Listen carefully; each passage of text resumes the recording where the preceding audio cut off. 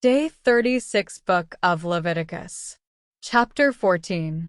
The Lord said to Moses, "These are the regulations for any diseased person at the time of their ceremonial cleansing, when they are brought to the priest. The priest is to go outside the camp and examine them. If they have been healed of their defiling skin disease, the priest shall order that 2 live clean birds and some cedar wood, scarlet yarn, and hyssop be brought for the person to be cleansed. Then the priest shall order that one of the birds be killed over fresh water in a clay pot. He is then to take the live bird and dip it, together with the cedar wood, the scarlet yarn, and the hyssop, into the blood of the bird that was killed over the fresh water. 7 times he shall sprinkle the one to be cleansed of the defiling disease, and then pronounce them clean. After that, he is to release the live bird in the open fields. The person to be cleansed must wash their clothes, shave off all their hair, and bathe with water. Then they will be ceremonially clean. After this they may come into the camp, but they must stay outside their tent for 7 days. On the 7th day they must shave off all their hair. They must shave their head, their beard, their eyebrows, and the rest of their hair. They must wash their clothes and bathe themselves with water, and they will be clean. On the 8th day they must bring 2 male lambs and 1 ewe lamb a year old, each without defect, along with 3/10 of an ephah of the finest flour mixed with olive oil for a grain offering, and 1 log of oil. The priest who pronounces them clean shall present both the one to be cleansed and their offerings before the Lord at the entrance to the tent of meeting. Then the priest is to take one of the male lambs and offer it as a guilt offering, along with the log of oil. He shall wave them before the Lord as a wave offering. He is to slaughter the lamb in the sanctuary area where the sin offering and the burnt offering are slaughtered. Like the sin offering, the guilt offering belongs to the priest. It is most holy. The priest is to take some of the blood of the guilt offering and put it on the lobe of the right ear of the one to be cleansed, on the thumb of their right hand, and on the big toe of their right foot. The priest shall then take some of the log of oil, pour it in the palm of his own left hand, dip his right forefinger into the oil in his palm, and with his fingers sprinkle some of it before the Lord 7 times. The priest is to put some of the oil remaining in his palm on the lobe of the right ear of the one to be cleansed, on the thumb of their right hand, and on the big toe of their right foot, on top of the blood of the guilt offering. The rest of the oil in his palm the priest shall put on the head of the one to be cleansed and make atonement for them before the Lord. Then the priest is to sacrifice the sin offering and make atonement for the one to be cleansed from their uncleanness. After that, the priest shall slaughter the burnt offering and offer it on the altar, together with the grain offering, and make atonement for them, and they will be clean. If, however, they are poor and cannot afford these, they must take 1 male lamb as a guilt offering to be waved to make atonement for them, together with 1/10 of an ephah of the finest flour mixed with olive oil for a grain offering, a log of oil, and 2 doves or 2 young pigeons, such as they can afford, one for a sin offering and the other for a burnt offering. On the 8th day they must bring them for their cleansing to the priest at the entrance to the tent of meeting before the Lord. The priest is to take the lamb for the guilt offering, together with the log of oil, and wave them before the Lord as a wave offering. He shall slaughter the lamb for the guilt offering and take some of its blood and put it on the lobe of the right ear of the one to be cleansed, on the thumb of their right hand, and on the big toe of their right foot. The priest is to pour some of the oil into the palm of his own left hand, and with his right forefinger sprinkle some of the oil from his palm 7 times before the Lord. Some of the oil in his palm he is to put on the same places he put the blood of the guilt offering, on the lobe of the right ear of the one to be cleansed, on the thumb of their right hand, and on the big toe of their right foot. The rest of the oil in his palm the priest shall put on the head of the one to be cleansed, to make atonement for them before the Lord. Then he shall sacrifice the doves or the young pigeons, such as the person can afford, one as a sin offering and the other as a burnt offering, together with the grain offering. In this way the priest will make atonement before the Lord on behalf of the one to be cleansed. These are the regulations for anyone who has a defiling skin disease and who cannot afford the regular offerings for their cleansing. The Lord said to Moses and Aaron, "When you enter the land of Canaan, which I am giving you as your possession, and I put a spreading mold in a house in that land, the owner of the house must go and tell the priest, 'I have seen something that looks like a defiling mold in my house.' The priest is to order the house to be emptied before he goes in to examine the mold, so that nothing in the house will be pronounced unclean. After this, the priest is to go in and inspect the house. He is to examine the mold on the walls, and if it has greenish or reddish depressions that appear to be deeper than the surface of the wall, the priest shall go out the doorway of the house and close it up for 7 days. On the 7th day the priest shall return to inspect the house.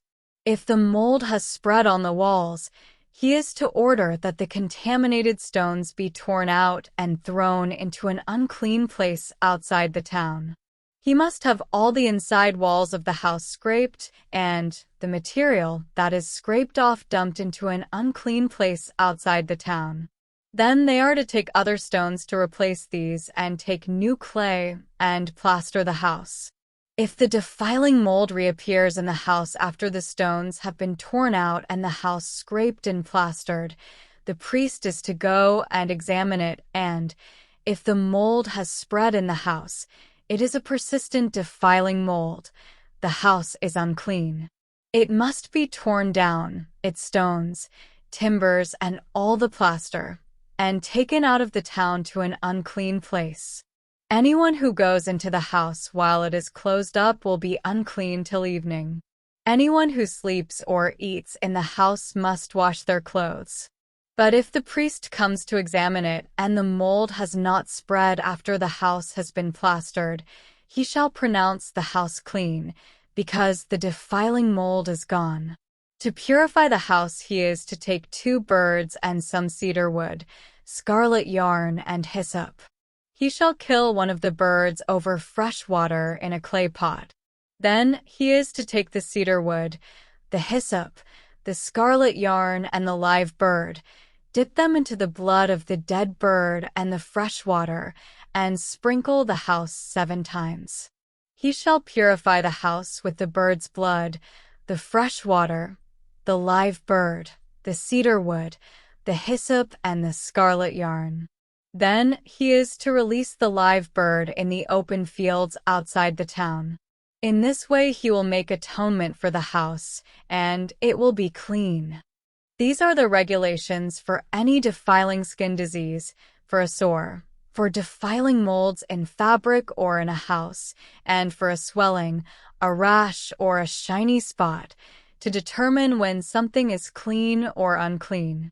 These are the regulations for defiling skin diseases and defiling molds. Day 36, Book of Leviticus. Chapter 15. The Lord said to Moses and Aaron, "Speak to the Israelites and say to them, when any man has an unusual bodily discharge, such a discharge is unclean. Whether it continues flowing from his body or is blocked, it will make him unclean. This is how his discharge will bring about uncleanness. Any bed the man with a discharge lies on will be unclean, and anything he sits on will be unclean. Anyone who touches his bed must wash their clothes and bathe with water, and they will be unclean till evening. Whoever sits on anything that the man with a discharge sat on must wash their clothes and bathe with water, and they will be unclean till evening. Whoever touches the man who has a discharge must wash their clothes and bathe with water, and they will be unclean till evening. If the man with the discharge spits on anyone who is clean, they must wash their clothes and bathe with water, and they will be unclean till evening.